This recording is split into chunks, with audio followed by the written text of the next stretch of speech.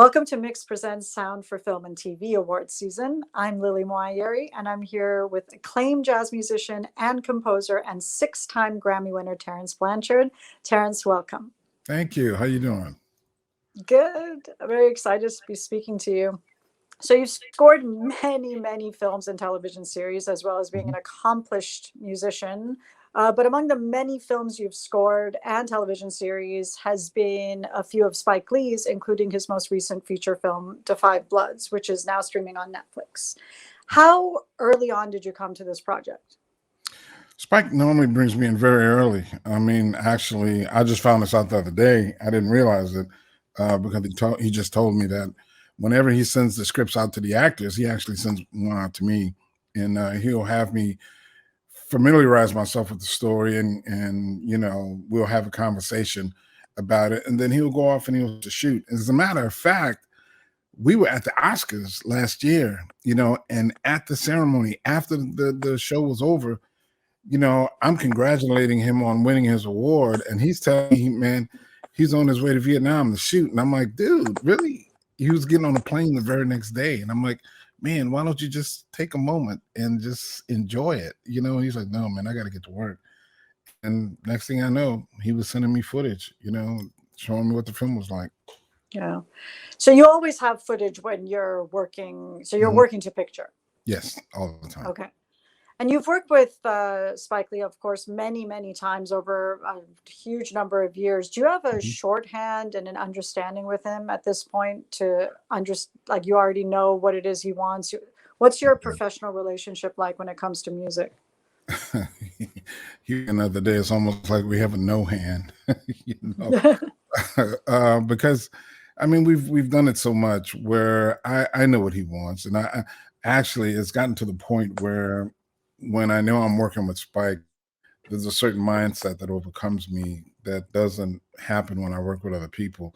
I know that he wants strong melodic content. He doesn't really like underscoring.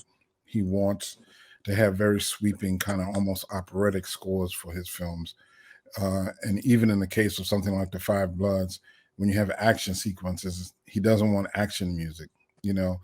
So we've been doing this for so long that we really don't have to have much, many conversations. The only thing we really talk about is what the thematic material is going to be, and maybe if we're going to feature certain types of instruments, like in the case of Black Klansman, we had a conversation about doing the electric guitar, be doing the R&B band as the basis of the score. But for this one, the only thing he told me, he said, it's going to be big, it's going to be a military film, and this is going to be his next thing. That was it. Wow. Because so not a lot of direction as far as the type of music he's looking for, except based on No. what you already knew. Because Hmm. the story is told partially in flashbacks Yes. back to the Vietnam War, partially Hmm. to the present time Hmm. with the vets going back to Vietnam and also Hmm. discussing the story here, and Yeah. partially through archival footage. Yes. How did you approach these three very different settings and feels with your score? Well, the thing about Spike, if you notice in his films, one of the things he's very adept at doing, he's very adept at taking source material and using it not only as source but as score at moments in time.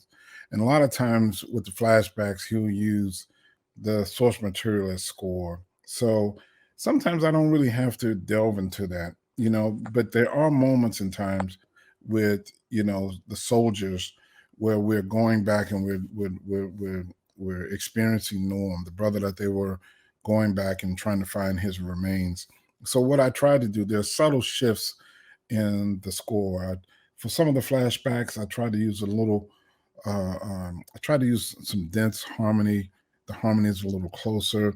For more of the present day stuff, the harmony is a little warmer and a little wider. The orchestrations are a little different. I try not to vary it a lot, because one of the things that he did that I thought was brilliant, he didn't change the characters. Even though we went back in time, he kept the characters, the actual actors, the same in the flashbacks. So I thought that was a brilliant choice. So me, I didn't want to stray too far away from that in the score. You're right. That is unusual because usually they have like, the young Yes. looking, Mhm. like this is what Delroy Lindo would look like as a Exactly, young person. exactly, exactly, and it made for an interesting feel to the film, because I, for me at least, what it did for me was it really gave you a sense of their reflecting on their past. Even though we were looking at the embodiment of their current being, you know, but it constantly made it seem like they were reflecting on what it was like to be with Norm and how they were taking direction from Norm, and how much they respected him. So for me, I didn't want to really turn that upside down so much. There were subtle things that I tried to do to make sure that they were in that moment of having those those emotional flashbacks, but I didn't want to take the viewer out of the film or out of the scene so much. So, what are some of the sound sources, key sound sources that you kept going back to for the different types of settings? Well, one of the things that I wanted to use, obviously, here for the Asian influence was the sound of the Duke, and Pedro, who's a brilliant musician. He is a guy. He's like having Michael Jordan on your team. We brought him in to play, and he has a gorgeous sound on that instrument. And not only did I have some things written for him to play, but we put him in a room, and at some points we just allowed him to play and just said, "Listen, man, give us your impressions of what you think of this melodic content." And when we captured that stuff, we found moments that were so emotional we could just use those, in certain spots of the film. Because one of the things that I find that's like very beautiful to use. It's sometimes it's hard to engage a musician to get that emotional quality right in the middle of a scene. So what I like to do is to just let guys play and then capture those moments and then cut those things up. And when you get that really beautiful phrase, and then you can cut that up and say, look, let's stick that right here against this particular moment in the scene, and then those things work beautifully. And Spike was really excited about those things. And then, obviously for other moments, man, we just had this beautiful orchestra, great musicians, who we've worked with for a number of years out in Los Angeles.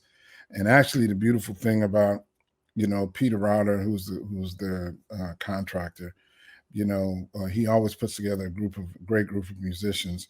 But we've been establishing such a great working atmosphere with these guys. We've had young musicians who flew in from all over the country, man, who want to be a part of the session, because they get excited about working on Spike's projects, and they came and gave 150%. I love working with those guys because when we explain to them what the film is about, we show them a bit of the film. Everybody comes in and they have suggestions. Spike always gets a kick out of it because sometimes when we finish a scene and I come in for a playback, man, I look like Tiger Woods in one of those ESPN commercials with a bunch of people following him. There'll be all of the section leaders following me into the control room, because they all want to get a chance to see the playback, and then they'll have suggestions when we go back out. And it makes for a great working environment, man, and they all get a chance to give their input, and it just makes for a great collaboration.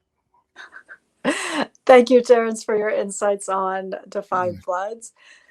Stay tuned for more from Mix Presents Sound Film and TV Awards season.